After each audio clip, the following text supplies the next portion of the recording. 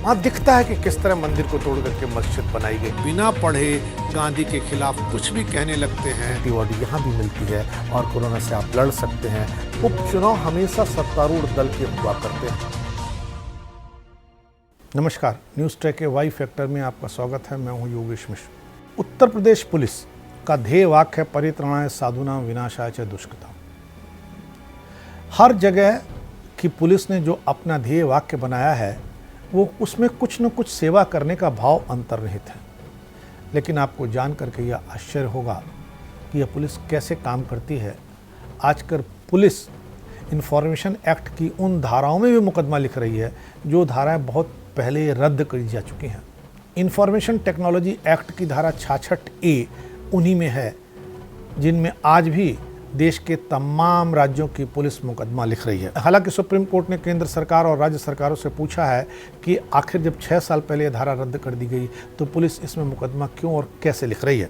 दरअसल इस धारा के तहत उत्तर प्रदेश समेत देश के 11 राज्यों में मामले अब भी दर्ज हो रहे हैं। 2015 में यह धारा निरस्त हुई थी, तब इस धारा के तहत 11 राज्यों में 229 मामले लंबित थे। पिछले कुछ सालों में इन्हीं राज्यों में 1307 और मामले दर्ज किए गए हैं। यानी पुलिस एक ऐसी धारा में केस दर्ज कर रही है जिसका वजूद कोर्ट पहले ही खत्म कर चुकी है। नागरिक अधिकार संगठन peoples union for civil liberty ने सुप्रीम कोर्ट में एक याचिका दाखिल करके बताया है कि पुलिस अब भी आईटी एक्ट की दफा 66A को लोगों के खिलाफ इस्तेमाल कर रही है। याचिका पर सुनवाई करते समय सुप्रीम कोर्ट ने केंद्र सरकार को नोटिस जारी की और पूछा कि यह हैरानी की बात कैसे हो रही है। इस कानून को निरस्त करने के उसके फैसले पर अभी तक अमल क्यों नहीं किया गया। Peoples union for civil liberty ने इंटरनेट फ्रीडम फाउंडेशन संस्था द्वारा इकट्ठा डेटा के आधार पर यह याचिका दायर की है। इसके मुताबिक पुलिस आईटी एक्ट के उन घातक प्रावधानों का अब भी इस्तेमाल कर रही है जिसे बहुत पहले कोर्ट रद्द कर चुकी है, जिसे कोर्ट ने अवैध करार दिया है। आईटी एक्ट की धारा 66A को वर्ष 2009 में संशोधित अधिनियम के तहत जोड़ा गया था।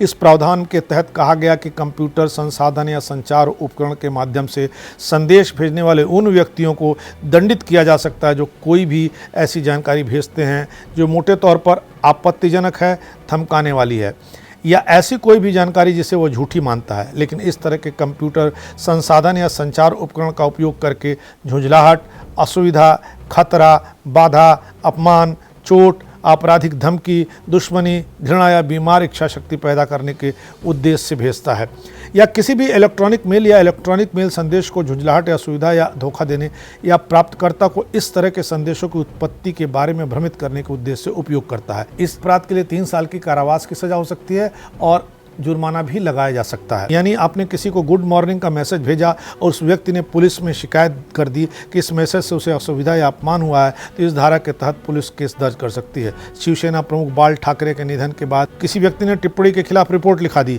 इसके बाद इस मामले में एक छात्रा श्रेया सिंघल की ओर से सुप्रीम कोर्ट में एक याचिका दायर की गई।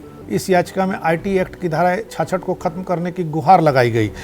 सुप्रीम कोर्ट ने 2015 में एक ऐतिहासिक फैसले में से निरस्त कर दिया। तत्कालीन जस्टिस जे चलमेश्वर और जस्टिस राहिंटन नारिमन की बेंच ने कहा था कि यह प्रावधान साफ तौर पर संविधान में अभिव्यक्त की स्वतंत्रता के मौलिक अधिकार को प्रभावित करता है। यह एक मामला है। पुलिस आपको ना जाने किन किन ऐसे मामलों में फंसाती होगी, उलझाती होगी जिन मामलों का आज कोई मतलब ही नहीं है, जो कानून रद्द हो गए हैं क्योंकि नरेंद्र मोदी बार बार ये कहते रहे हैं कि मैं कानूनों को रद्द करने का काम भी तेज़ी से कर रहा हूँ। समझ में नहीं आ रहा है कौन से कानून रद्द हुए हैं और उन कानून का उपयोग यह पुलिस क्यों नहीं बंद कर रही है। इस बार इतना ही, अगली बार फिर मिलेंगे किसी नए सवाल पर नए ढंग से बात करने के लिए। तब तक के लिए नमस्कार।